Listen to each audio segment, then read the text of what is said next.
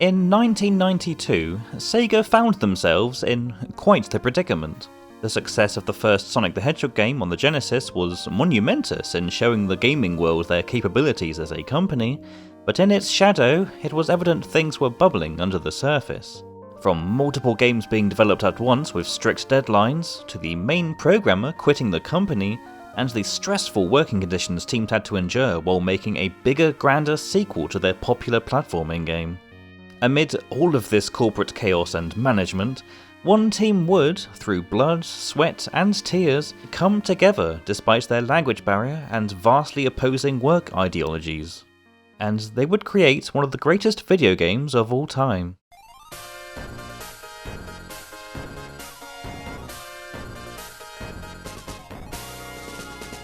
The best way I would describe Sonic the Hedgehog 2 for the Genesis would be, it's twice as much as before. Twice the effort of graphics, roughly double the length in levels, and twice the amount of stress it would take to complete the buggering thing.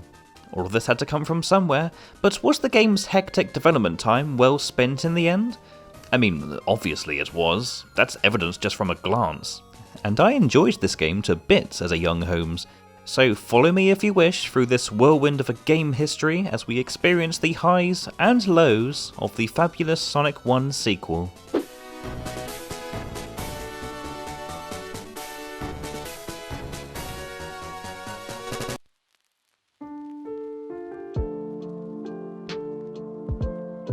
Many things that affected this game came about while the previous one was still under development, which we only know through interviews with the developers or in the released Simon Y prototype of the game. Starting from the beginning, frequent SEGA collaborator Mark Cerny, game designer and programmer for previous titles such as Kid Chameleon, would form the SEGA Technical Institute, a company in the United States that would assist others in his line of work and receive special training from those on SEGA's Japanese team. No doubt inspired by how well Sonic 1 came out, that game's designer, Hirokazu Yasuhara, would join the STI a year after he was offered the position. And he would be accompanied by another, had Mr. Yuji Naka not up and left before the first game's release. He said it was due to dissatisfactions and financial issues with the company, but after being convinced to join the Institute by Cerny, it's clear it was more like he felt SEGA was too strict and critical of his creative drives. They also gave him a higher salary than SEGA did. His programming talent was well respected. So with the two creative heads of Sonic reunited and bringing a lot of Sonic team members with them to the US, with the rest of the development team requested to stay behind and work on another Sonic game, Cerny would pitch the idea of a sequel to the higher-ups. SEGA would initially turn it down because sequels don't just come right after the first one, apparently, only to change their mind months later and demand one be made, like right fricking now. Your Japanese colleagues are already on their way, and you can say goodbye to the original schedule because, you have 11 months to make this. I would have crapped my pants if I heard that in 1991. The console wars were fascinating to experience as a consumer for sure, but think of all the peeps working their bums off trying to make this stuff. I truly feel bad for them. And not only that, but there was also the issues of cultural differences between the teams. The Japanese and American developers were on friendly enough terms, but given the crunch time they were given, the differing levels of experience between the two at handling such situations were extremely apparent. Cerny made this company for him and the others to receive sage advice from the Japanese side of SEGA, and here they were doing their best with their relatively inexperienced team of Americans, compared to the 4D chess-playing mega-chads of Japan, whose work ethic was built for these kinds of crunch conditions, as sad as it is to say. This team of 20, with at least 100 other hard-working contributors, would work tirelessly through months of development, the Japanese side doing all-nighters and even sleeping in their office cubicles for peak commitment. It was rough as heck, dude. On the creative side of things, with Cerny acting as art director, the team would have to work with the game's limited colour palette, even if it was an improvement from Sonic 1. Only 64 colours and shades could be displayed at once, though they had the assistance of Riko Kodama, an artist on the first game, to help deal with the limitations. The team of Westerners were working in tandem with the Japanese designers, yet there were more hurdles for them to jump through, from the Americans not understanding Japanese, to Mr. Yuji Naka being extremely difficult to work with thanks to his superiority complex and wanting to personally oversee development, to main artist and level designer Yasushi Yamaguchi doing double duty on designing his zones and reworking the other side's pixels and level art to ensure that they were the same quality. It got so overwhelming that Sony would leave either halfway through or towards the end of development, the rising tensions between the two sides making things pretty ugly for him. Among the Americans, they felt they were underappreciated and were furious when their contributions and designs were axed during development by the more professional Japanese side, who in turn felt like they were almost babysitting these guys due to how way more committed they were to make a final product. Vitriol was also aimed at SEGA of America too, because they simultaneously did not have confidence in this team-up, and yet betted everything on this sequel game. Despite the differences in output, the American team would be the MVPs towards the end of development. Their bug-checking process was an absolute godsend, which earns them a lot of credit from the Japanese side. On the game itself, the story and zones were originally much more vast, both in number and level of creativity. The plot was originally about the game's villain, Dr. Robotnik, going back in time and altering Mobius's history and leaving the present in a dystopian state. That, and the idea of visiting zones in different time periods would be scrapped, clearly too ambitious for an already rushed product. Some of the zones from different time periods would be utilised, albeit in a new context, which I'll go into when we get there, but several zones would be lost if not for them catching fans' interest after the fact. I'll go into these cut levels real quick with the animated mock-ups from Brenda Cook's video game art portfolio, link in the description.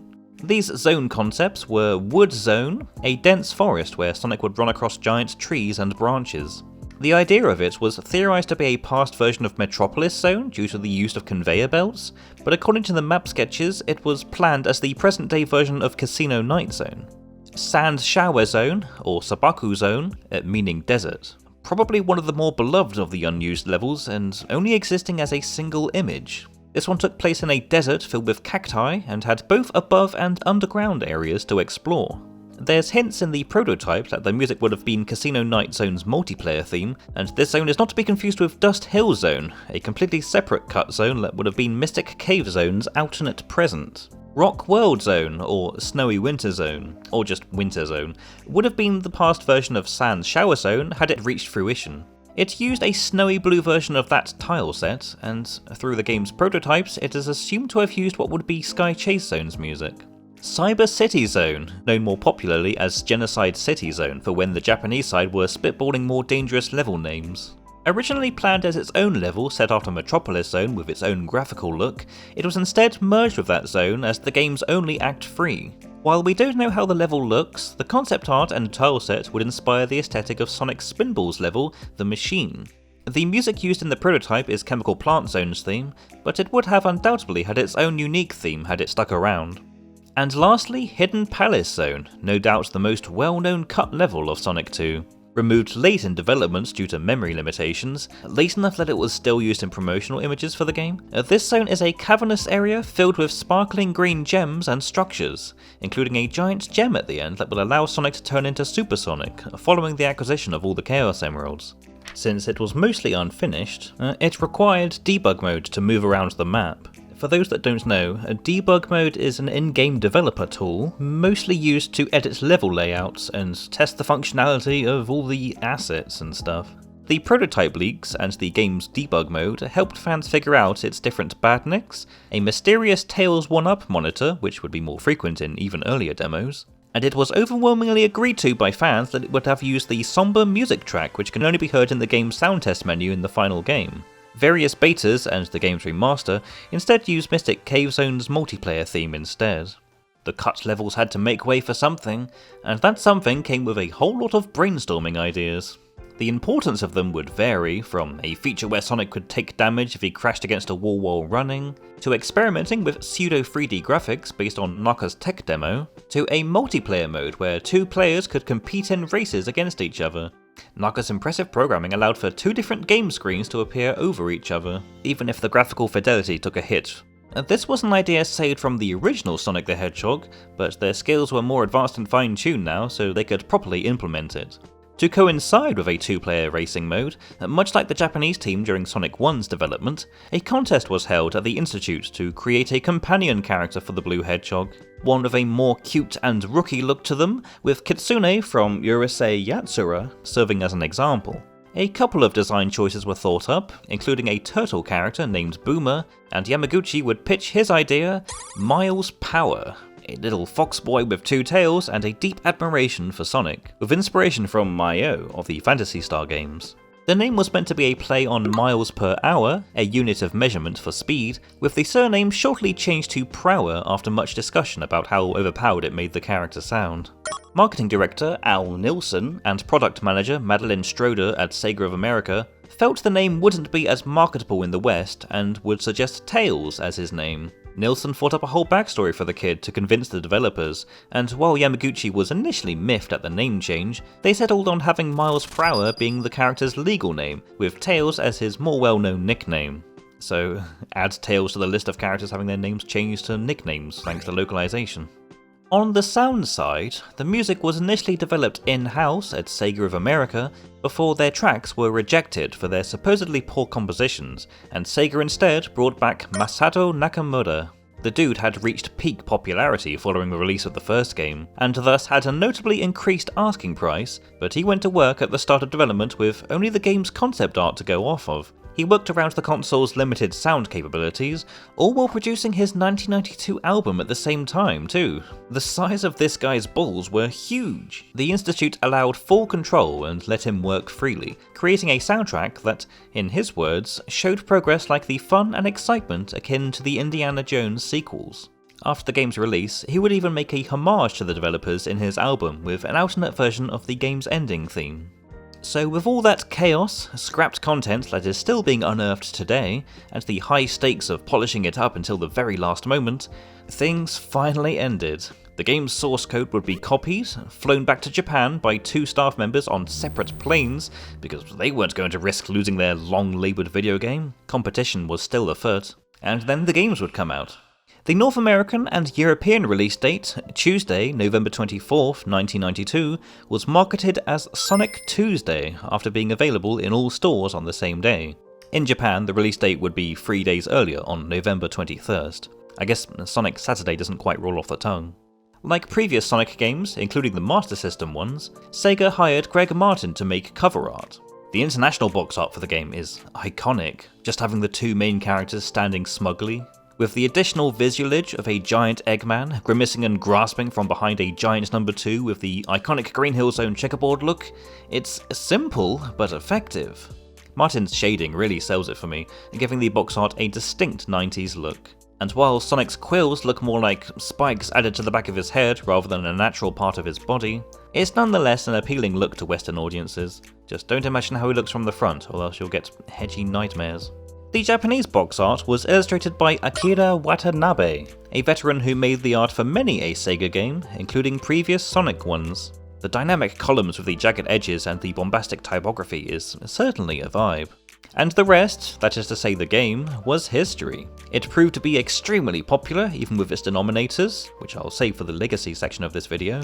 But what of the stuff that made it into the game proper? Was the developers' efforts all for naught? Let's take a look at that gameplay.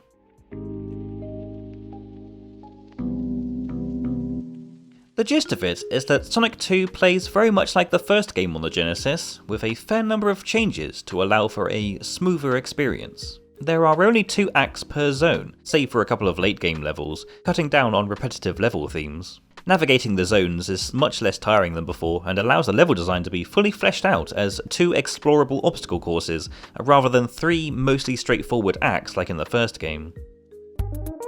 Sonic used to have a cap that made it so you could run at high speeds, though only so far that you couldn't breeze through the levels recklessly and break the game's engine.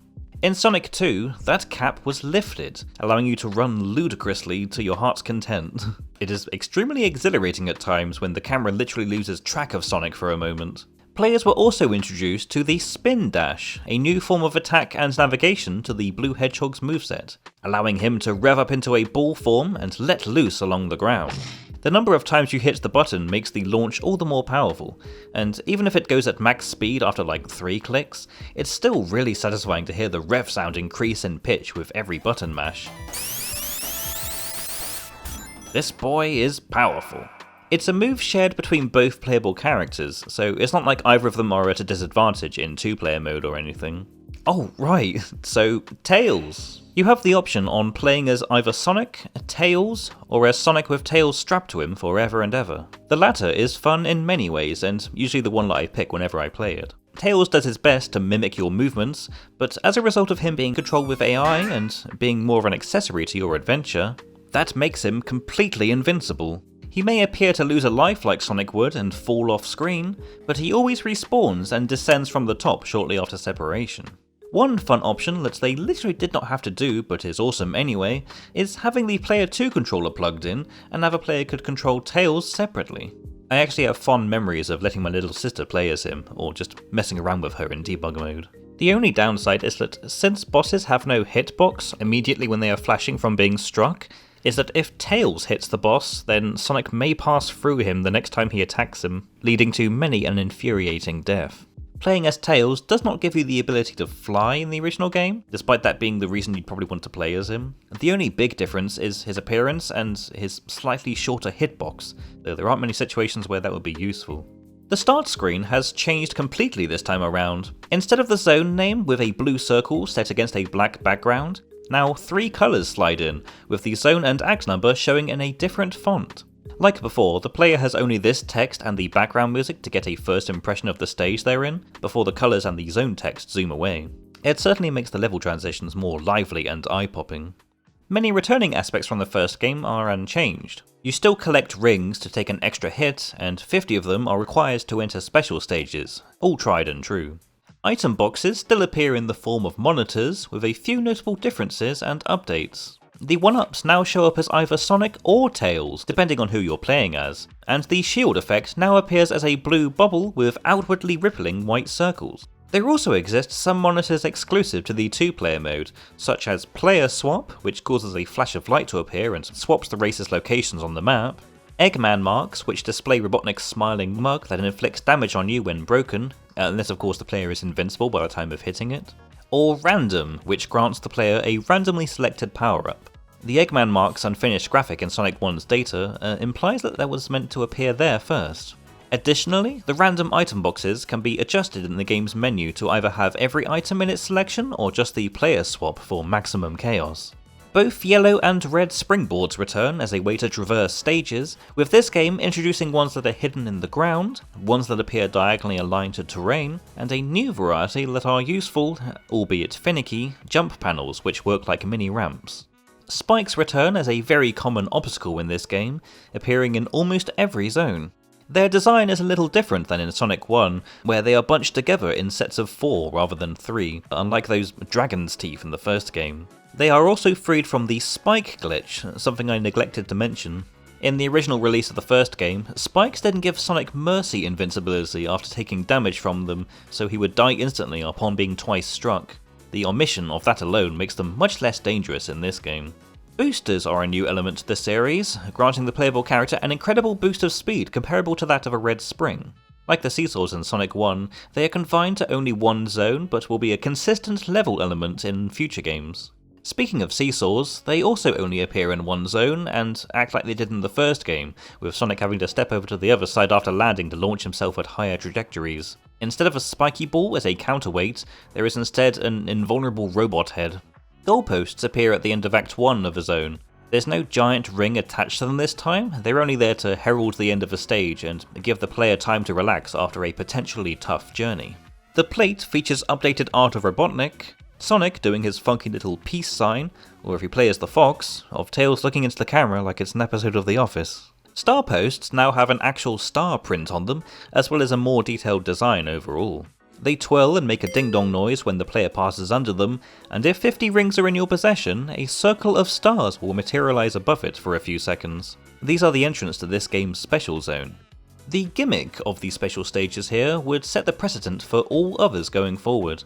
These 3-dimensional half-pipe courses are where you get the Chaos Emeralds in Sonic 2, running through it as either character or both of them as you collect enough rings to get past 3 checkpoints, avoiding exploding spiky balls, yelling at Tails for making you lose rings, and collecting the emerald at the end with the familiar glittering jingle playing to signify your success.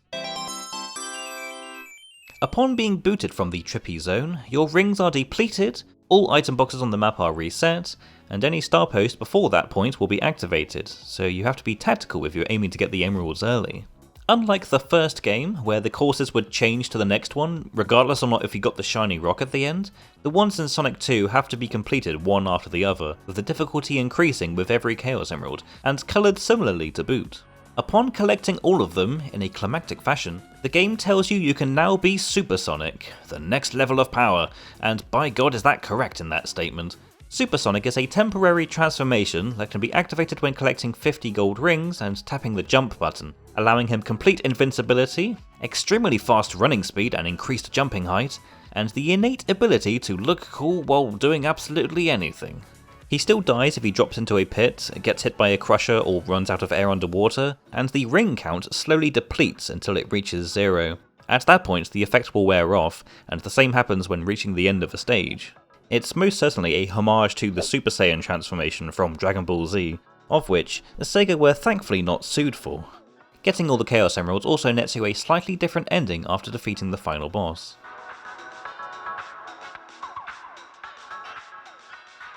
While still formulaic like the first game, the story is nonetheless a big step up in scale. After getting a vision of West Side Island for saving South Island from Dr. Robotnik's tyranny, Sonic the Hedgehog heads on over there on his personal plane, the Tornado. Around the same time, a two-tailed fox cub named Miles Prower, often the subject of bullying due to his 2 pairs of tails, runs into the visiting hedgehog, and he inspires him to be just as cool as he is, with the kid realising to his surprise that he can keep up with the blue boy by twirling his tails behind him like a propeller, also allowing him flight. However, Sonic's not the only one who arrived. Dr. Robotnik and his Badnik horde are also here to muck everything up, having followed Sonic here while he was out flying his plane. The dude is once again searching for the 6 Chaos Emeralds, including the secret 7th one only spoken of in Legends. He's not just collecting them for the sake of it this time either, as he has a giant space fortress to use them in, known as the Death Egg, a clear homage to the orbital space station from Star Wars Episode 4, the Death Star, just with a big moustache on it and 2 holes that look like eyes. Sonic rushes in to clear the bad guy out of the conquered zones, with Tails tagging alongside him. They fight Robotnik at every turn, all the way up to his operations on West Side Island. With the place soon freed from his forces, the two take to the skies in Sonic's plane, piloted by Tails. However, the tornado gets shot out of the sky before Sonic lands on Robotnik's warship, leaving the Fox out of commission until later on, where with the power of a rocket strapped to the bottom, Tails assists Sonic one more time in tailing the big bad straight to his space station. Can Mobians just breathe in space? A couple of surprises await him there, including the Doctor's final death trap, the giant Death Egg robot. After a tense fight, Sonic's victory causes a chain reaction explosion, fading out as he flees for his life from the blast. In a somber series of cutscene images, a new thing for this series, Tails and the animals see the giant explosion from below, which whites out the entire sky, and it would seem that Sonic will not be returning from his space trip. A worried Tails soon hops into the tornado, having a premonition that his new friend is in need of rescuing. And he would be right. Sonic falls through the clouds to his doom, only for Tails to fly in and save him. The regular ending has Sonic land and a flock of flickies fly alongside them, before the two pose for the camera in an ending shot. In the good ending, Sonic doesn't really need saving, and Tails and the flickies meet him in the sky after following his supersonic transformation in the distance. If you were playing as Tails, it is instead Sonic that flies in to rescue him, and this is why I rather prefer the regular ending more. Tails following Sonic throughout the game as a tag-along kid, then proving his expertise as a trusted pilot, really has him grow on the player. And the rescue at the end as the music swells triumphantly with a touching melody is just the icing on the cake. These two really make for a great duo, and this game certainly sold me on that. While we're on the subject of music, how well did our accomplished composer dude do on his return to Sonic? With double the ROM size, all of these zones have their own quirks. Starting from the beginning, there's Emerald Hill Zone, West Side Island's answer to Green Hill Zone. It's a tropical area filled with lush plants, waterfalls, and glistening jewels in its soil and trees, and stretching into the distance stands a massive flower field with a sparkling ocean sat behind round hills. The parallax scrolling effect in the background is really eye-catching for a first-time player, and one detail I appreciate is in the distance, the more you progress through the zone, the closer you come by another island beyond the ocean, possibly South Island. Other than loop-de-loops, caverns, and other familiar set pieces, this zone introduces corkscrews for the first time, which require you to run across them. Jumping simply causes you to fall through them.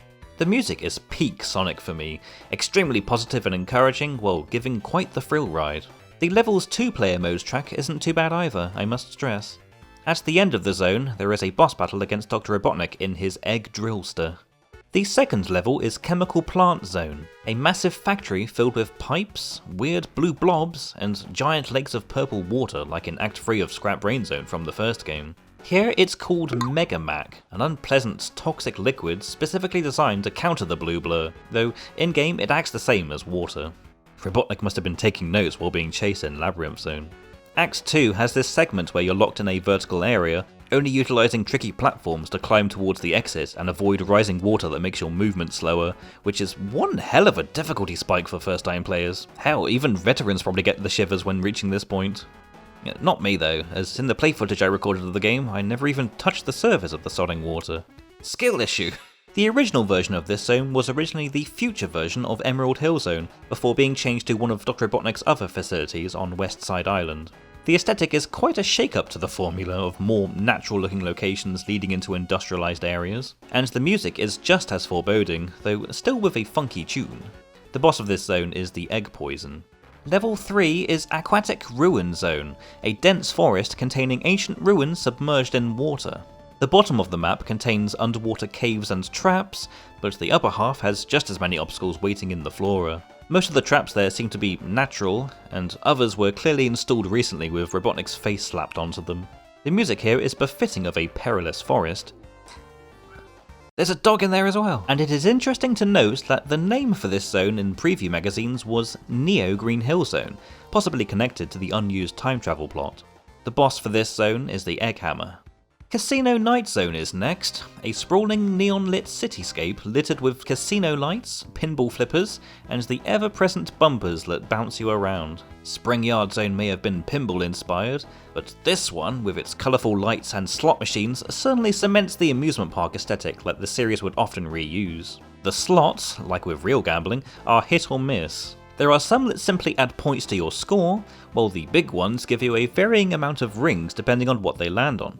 Or they can take away all your hard-earned rings when the Robotnik pictures line up. It's uncertain if this zone is another Robotnik base, or if this is where the animals go to gamble on West Side Island, but the various flashing decorations with Sonic and Miles' names on them imply that the latter is true. Robotnik just tampered with the slots, I guess.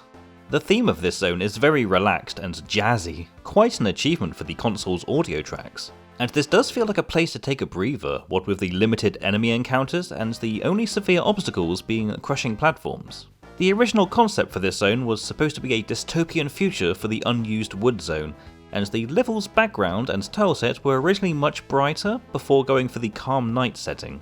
The boss of this zone is the Egg Claw. Hilltop Zone, a tall mountain range that reaches the clouds above West Side Island. It's notable for its multicoloured mountains and canyons in the background, its pits of lava, as well as its pine trees and reusing the tile set of Emerald Hill Zone, a carryover from when this was planned to be the past version of that level.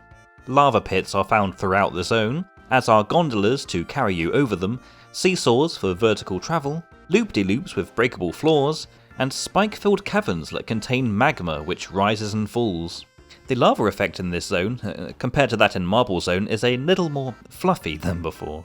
The music here is very relaxed, in line with the familiar aesthetic and mostly non-lethal outside areas.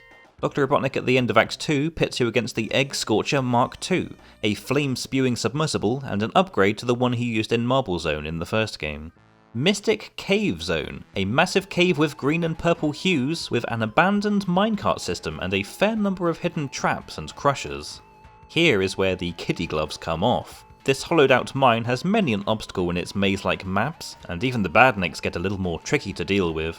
The zone was originally conceived as a ruined present version of Emerald Hill Zone, and the music carries that ominous theme with sharp, grisly chords. Though, let's be honest, the multiplayer version of the track is way better. That backing track alone is such a bop. The boss of the zone is the Egg Digger, and following this stage, the player reaches the villain's territory. Oil Ocean Zone, a large oil refinery complex with a predominantly purple and gold colour palette. The polluted landscape is tricky to manoeuvre in thanks to the winding level structure, and the spinning fans, the vertical launching gas burn platforms, and the clanging spike obstacles are sure to keep you on your toes the whole way through. Parts of the zone are only traversable once you use cannons that launch you around, and the titular ocean of oil is only lethal if you happen to stand in it and do nothing for 4 seconds. During early development, this zone was meant to be a dystopian future for the Beta Green Hill Zone, but now it stands as its own area, no doubt to act as a fueling station for the Death Egg. The music here is very foreboding and industrial sounding, with an almost desert sounding flute tune. The boss of this zone is the Egg Marine. The next stage is Metropolis Zone, another big city, this one mostly green and brown in colour and powered by steam and giant gears. The Doctor's City holds perhaps the most dangerous set pieces in the entire game. Not only conveyor belts, platforms with spears jutting out of them, pools of molten metal and the intimidating crushers, but also a variety of badniks that would haunt your nightmares. Act 1 also has a moment where you realise that the level repeats vertically. The music, in a slight contrast to the zone's high difficulty, is very upbeat and catchy, while still fitting in with the industrial theme, and even adding a record scratch soundbite. The boss for this zone is the Egg Bouncer. You're my friend now. We're having soft tacos later. The chase leads Sonic and Tails to Sky Chase Zone, a single-act stage set in the skies. Things are momentarily relaxed here, and the music does a lot to reflect this. As the game's only auto-scroll section, you maneuver around the screen with the tornado being piloted by either Sonic or Tails, and it's always there to catch you so you don't fall off the level. The only obstacles are a few badniks, and there's no boss battle, however the setting for the next one is foreshadowed in the midpoint of the stage. Wing Fortress Zone is Dr. Robotnik's aerial battleship, and the penultimate stage of the game. Very akin to Sky Base Zone from Sonic 8-bit, you navigate across the exterior of the airship, hitching rides on dodgy catapults, avoiding automated turrets, and trying not to fall to your death in the pit below. It is in this zone where Robotnik was given his proper Japanese name for the first time in an overseas release, along with an old version of his logo. I don't know, I kinda like the EG decal. The beta name for this zone was originally Sky Fortress Zone, and the music used is very grandiose, like a fanfare for the Royal Air Force or something. This zone also only consists of one act, and has a boss fight against the laser prison at the end.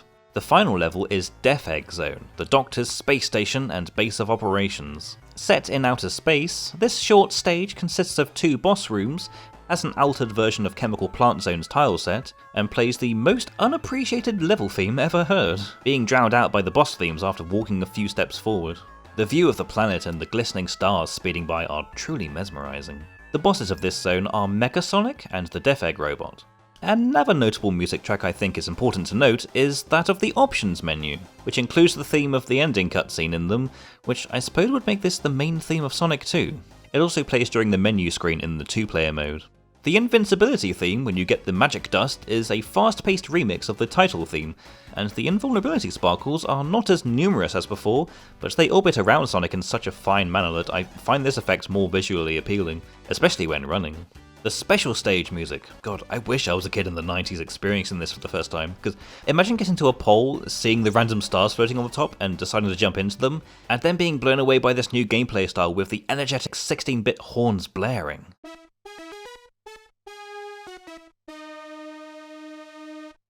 This music track really gets you pumped. I like it more than the somber sounding one in the first game. And the Supersonic theme, after you have acquired the 7 Chaos Emeralds, is really triumphant sounding. The music itself makes you feel like you're jacked up with Chaos Emerald energy right into your veins. It's a shame that the track is so short and loops so quickly though.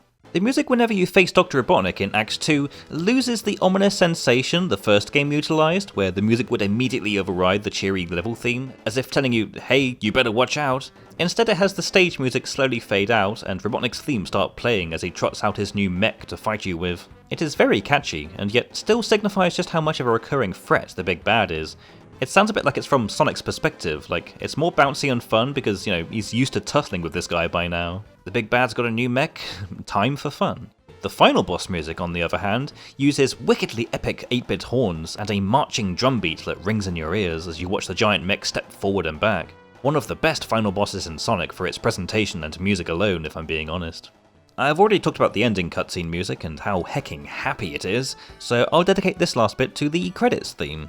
Once again, Nakamura composes a victorious tune as the credits roll, with each of the zone's themes being incorporated one after the other to match the tempo. There's no little gameplay demos to see, sadly, and it's instead played against a black background. Doesn't stop the music from being catchy though. Sonic the Hedgehog, as he is still the little guy with attitude. Not only does he get to showcase more of his rebellious snark, such as when he sits on the ground when you wait too long in his extended idle animation, but he even looks better visually than in the last game. His eye shape is more rounded, and the blue fur on his sprites have been touched up ever so slightly to show more colours, all of them having a different kind of lighting that makes his fur extra glossy. In his supersonic form, his constant scowl persists in all of his animations. He's so powerful at this point that no mere ledge will terrify him. Tails makes for a great sidekick character. His cute charm and his persistent drive to follow Sonic around and be just as rebellious and cool is evident as early as the title sequence, where he squeezes himself out of the ring shortly after he does. I've already talked about how important he is to the story as Sonic's little buddy, but I must commend the effort in his sprite work too. His tails casually swish about during idle animations, and if no buttons are pressed, he'll eventually yawn at the player innocently. The detail of his tail sticking out when rolling into a ball is also a very creative touch, them going in the opposite direction of where he leaps. He's honestly adorable in all of his sprites. It's sadly a shame he cannot go into a super state after getting all of the Chaos Emeralds though. Dr. Robotnik returns as the sole boss fought at the end of almost every zone's Act 2, with not many notable changes except for his colour palettes, which aren't very noticeable except for the yellow triangles on his suit. The Eggmobile has underwent a significant design change, having an extended front and spherical back behind the seat. All of the Doctor's boss mechs are somewhat more complex than before. Instead of just being the flying pod with a weapon crudely attached to it, most of its appearances in Sonic 2 are more armoured with metallic features to hide the rim of the cockpit. The added effect where one or more pieces of the mech break off when Robotnik is defeated is a nice touch too, along with the meaty looking explosion effect. I want that on a pizza. Fun fact, like in the previous game, none of these boss mechs had proper names until the Sonic the Hedgehog Encyclopedia came out, so people just went by the names translated from the Japanese manual. Drill Eggman, Flying Eggman, it was a different time. The last two bosses are interesting in their own right. As the final line of defense within the Death Egg, Mecha Sonic is a popular character despite only appearing in this part of the game. Its bulky design was meant to replicate Mechagodzilla and Gigan to give it a sense of strength, and it possesses a single glowing eye. It's one of the first badniks to not have an animal as a power source, and it's pretty much capable of doing anything Sonic can do, but better. But really it's only hard because you have no rings to save you from being one-shotted. There's actually a complicated relationship with the name of this mech. It was called Mechasonic in Japan, but since it went unnamed in the manual, and the name would also be attributed to the radically different version in Sonic and Knuckles, fans would call it Silver Sonic to easily differentiate it from its successor. It stuck out so much amongst its peers, even being called Robosonic in its appearance in LEGO Dimensions. A name like Silver Sonic would follow even in its appearances in the Archie Comics spin-off, which lasted about 2 decades, and for years that name would tentatively stick, until later on it would be officially called Mechasonic in any official material to match with the original Japanese name, with the later one being called Mechasonic Mark II. So, to clarify, the other ones, barring Metal Sonic himself, are just upgrades on this one. Case closed. The Death Egg robot, at the time of release, was such an imposing game changer. While you had no rings and thus couldn't be as reckless with your attacks, the way Robotnik fled and hopped into it, and making it rise up out of the ground to the music is undeniably awesome, to say nothing of its imposing stance which reached almost the entire height of the screen. I only wish the mech wasn't overused in later games to keep calling back to this famous boss battle, or at the very least give it a better name than just the Death Egg robot, because for the most part it's not fought there anymore. What was the name they gave it in the Archie books?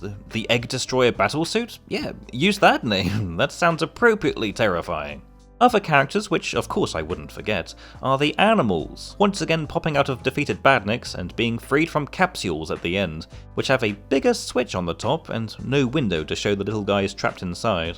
Along with the animal friends from Sonic 1, new additions to the captured animal gang include Lockie, Becky, Wocky, Mickey, and Toki.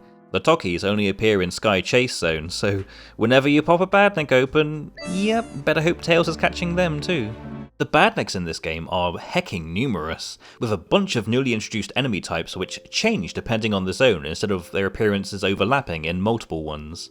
Their general design is somewhat more menacing than the goofy-looking cartoon robots in the first game, with most having angrier expressions and grey textures to emphasise their inorganic design. This is especially notable in the game's official art. They just look more mechanical and threatening in nature. Coconuts are probably the first ones players will meet, monkey robots that position themselves up on trees and toss coconuts down at you. They appear in Emerald Hill Zone. Buzzers are a slow variant of the buzz bombers, which float back and forth and shoot out a tiny fireball if you're below them. They appear in Emerald Hill Zone. Masher is this level's answer to the choppers from Sonic 1, and serve very much the same purpose. They appear in Emerald Hill Zone. Spinies sluggishly move back and forth and can launch a projectile out of the top of their heads. They appear in Chemical Plant Zone. Grabbers are spider badniks, which reach down at you from the ceiling and trap you in a deadly hug, followed by a self-destruct. They can be freed if Tails is on hand to destroy it while it's distracted. They also appear in Chemical Plant Zone. Grounders are a bulky upgrade of the Borobot model. While they are too heavy to leap into the air, they make up for it with the ability to ambush you through walls. They are seen in Aquatic Ruin Zone. Wisps come in swarms of 3 or 5 and ambush you if you happen to run into them. They appear in Aquatic Ruin Zone. Chop Chops are aquatic badniks that chomp at you if you get too close underwater. They appear in water in the Aquatic Underwater Ruinous Remains area of the video game. Crawls are the only badnik found in Casino Night Zone. With their bumper shield, they block attacks from the front and above, but are weak to a spin attack or spin dash from behind. Spikers are hermit crab badniks with a long spiny shell that they will launch vertically if you get in range. They appear in Hilltop Zone. Rexons are fire-breathing plesiosaur badniks that stand in lava, but are only a threat if you're 2 inches in front of them. Their body becomes a permanent platform when destroyed, and they also appear in Hilltop Zone. Golas, also known as souls, are a variant of the Orbinauts that have flames around them as a shield, though they quickly send them forward as a means of attack. They appear in the only other level with fire in it. Flashers are flying beetle badniks that float around set areas, periodically lighting themselves up in a light which harms you if you touch it. They appear in Mystic Cave Zone. Crawltons are centipede badniks which hide in inaccessible areas, popping their segmented bodies out to attack with their faces, which also happens to be their weak point. They appear in Mystic Cave Zone. Octus is the name of an octopus badnik which hops on the spot, hovering in the air when you're near and spitting out a projectile. They appear in Oil Ocean Zone. Seahorse badniks that float around and follow you for an uncomfortably long time until defeated. They have a nasty habit of sniping you with oil bullets when you least expect it, so make sure to bugger off. Asterons act more like mines and don't have animals powering them.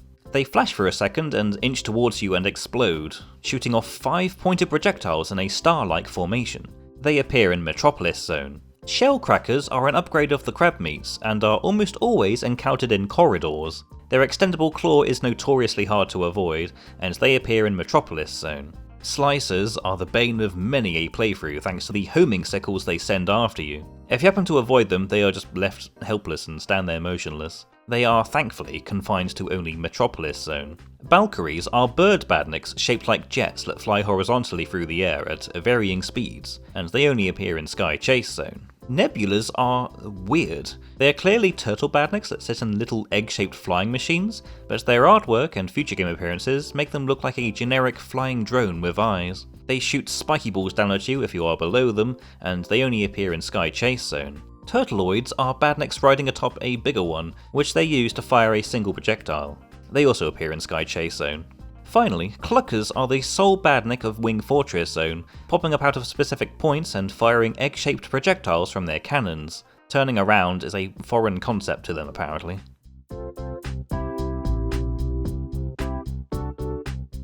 And the award for the most ported Sonic game goes to... Well, the first one really.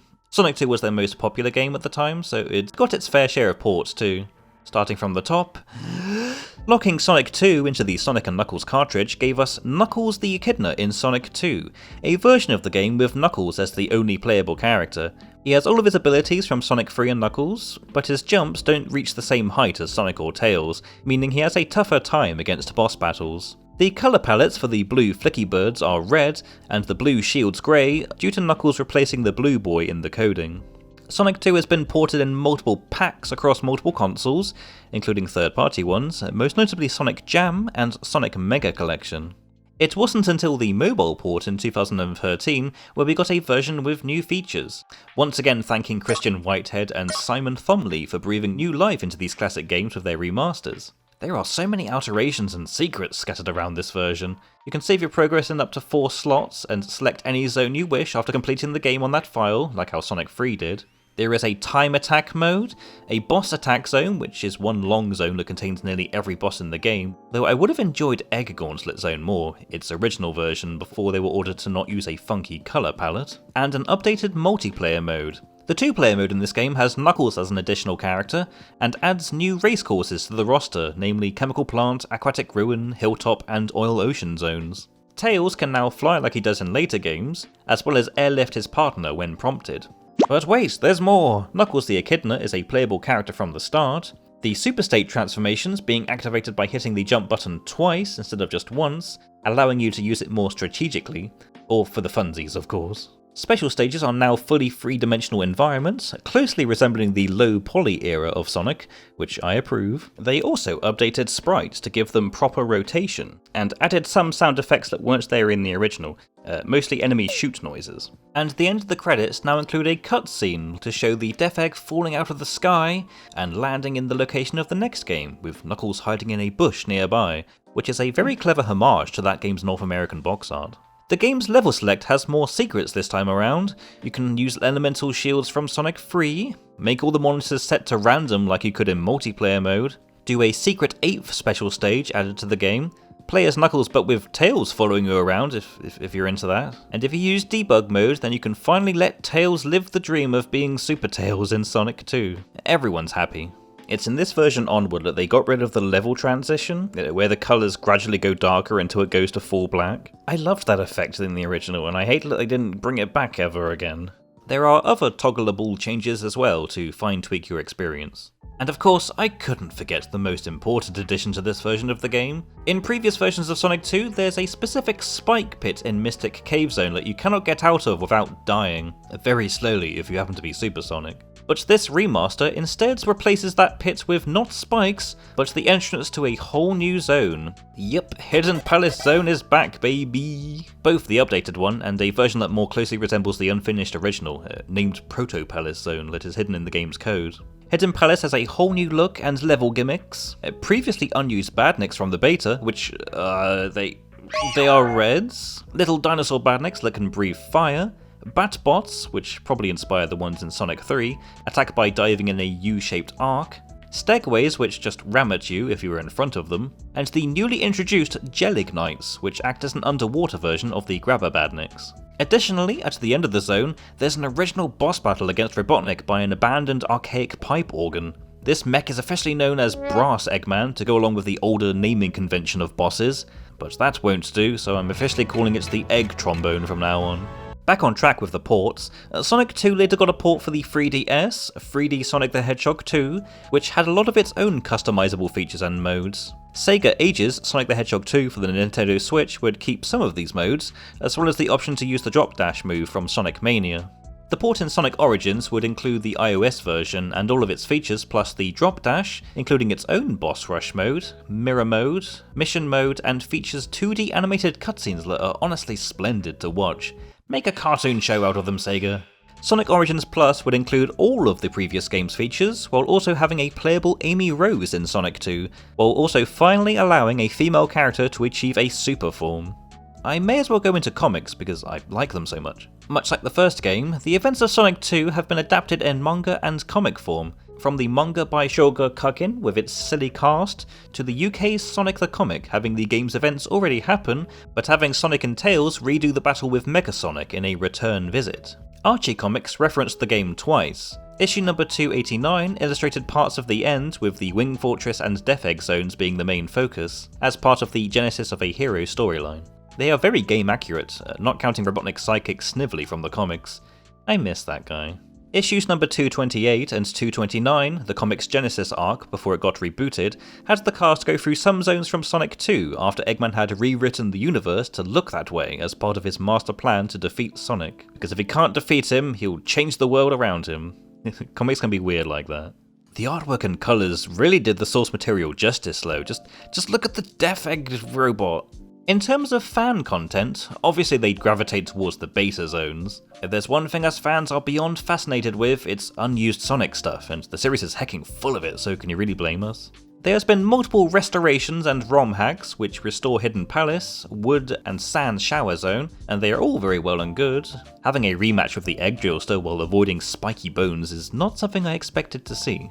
One impressive recreation is that of Cyber/Genocide City Zone by ROM hacker Hez. In December 2023, the digitized papers of zone artist Tom Payne ended up leaked on the internet by the Video Game History Foundation, revealing to the world all the different concepts and traps that would have been showcased in Cyber City Zone. Hez put together a playable version of the zone through guesswork and extra assets from the Sonic Spinball stage that were inspired by the unused game's tile set. This partial recreation is incredible to behold, and I can see why it would have been called Genocide City Zone now. I'd be here all day if I was to talk about the different ROM hacks of Sonic 2, so let's talk about a game that was inspired by it directly. Sonic before the sequel and Sonic after the sequel were Fangames made by a one Lake Feppard, best known nowadays for his innovative Spark the Electric Jester games. Using its own engine to replicate the classics, these two games have Sonic and Tails first meeting and dealing with the soon-to-be-launched Death Egg, and a tussle with the Doctor on a wholly different island, respectively. Both hold up rather well, and I would highly suggest playing them in your own time. The music too, freaking awesome, even if it's a bit unconventional for classic Sonic. The most ambitious fan game, by far, is Sonic 2 HD. While currently incomplete, they've just reached Aquatic Ruin Zone by the time of recording for this video, they did a terrific job recreating every asset, background, and every inch of the zones to make it all the more appealing and vibrant. The hand-animated high-definition graphics really grabbed me. Just look at the swaying palm trees. They even replicated the fading to black effect. It's not perfect, but it's something. Look at that. And of course, the music by T-Loops is hecking amazing. Whenever I reach Act 2 of Chemical Plant Zone, my freaking neuron activation goes off. That's like the third time I've done that joke. And that's Sonic the Hedgehog 2 for you. Well worth the wide critical acclaim, I feel. At the time, the grand scope of the game, as well as its increased number of characters and gameplay elements, were praised, though a fair number of them said the campaign was too easy to complete. I mean, I get you, the enemies in the first part of the game weren't nearly as tough as the ones throughout the first game. The two-player mode was also considered detrimental to the game's quality because, as innovative as it was still rather sluggish to play on 90s hardware. Regardless of those issues, the game was undoubtedly a big high point for the Hedgehog's popularity. The steps forward this game took, as well as its solid presentation and aesthetic, ripples throughout the entire series. Call me a basic bitch, but I feel that Sonic 2 deserves a top spot on the tier list. Yep, I may be biased about Sonic, but I don't care because I'm right. In the next video, I'll be taking a look at... what? Sonic 2 again? This game came out a couple of months before this one on the Master System and Game Gear, so I suppose it's time to rip my hair out again with these 8-bit games. Thank you ever so much for watching, if indeed you still are, and I'll see you in the next video.